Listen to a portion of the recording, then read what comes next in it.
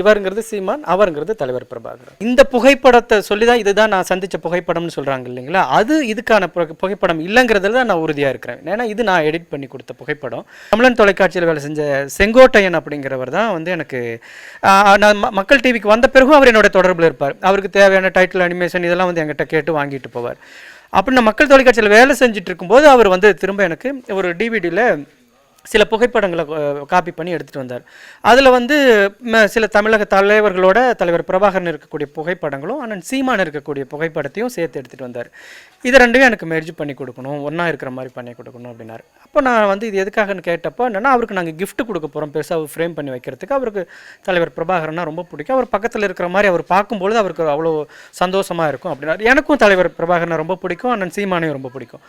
அப்போது நான் அது ரொம்ப ஆர்வமாக அந்த வேலைகளை நான் செஞ்சு கொடுத்தேன். அது பிற்காலத்தில் தான் வந்து அது வந்து வீட்டில் மாற்ற புகைப்படமாக இல்லாமல் பத்திரிகைகளில் நிறைய பத்திரிகைகளில் வர ஆரம்பிச்சிது. க்ரீன் பேக்ட்ராப்பில் இருக்கிறது எல்லாமே எடிட் பண்ணேன். பிரபாகரனாலே ஒரு நெருப்பு நமக்குள்ளே எரிஞ்சு அணையும், அந்த அளவுக்கு ஒரு ஃபயராக இருந்த பேரை அப்படியே அவர் டைலூட் பண்ணி ஒரு ஒன்றுமே இல்லாத டம்மி ஆக்குனார்.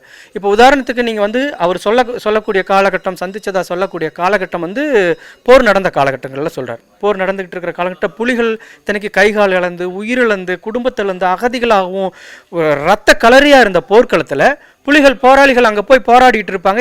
இசைப்பிரியா மாதிரி ஆட்கள் அங்கே வந்து செத்துக்கிட்டு இருப்பாங்க. இவர் வந்து சீமானை கூட்டிகிட்டு போய் வீட்டில் வச்சு அவர் கறி விருந்து, அத்தனைக்கு 28 கிலோவில் எடை போட்டு கறி விருந்து, இந்த மாதிரியான விஷயங்கள்லாம் நம்மளால் வந்து ஏற்றுக்கவே முடியாத விஷயமா இருந்துச்சு.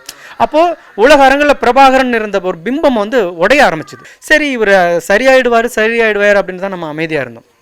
என்னை பொறுத்த வரைக்கும் என்னென்னா, தமிழர்களுக்கு அரணா நிற்கக்கூடியவங்கன்னா 2 பேர் சொல்லுவோம். ஈழத்தில் தலைவர் பிரபாகரன், தமிழகத்தில் தந்தை பெரியார்.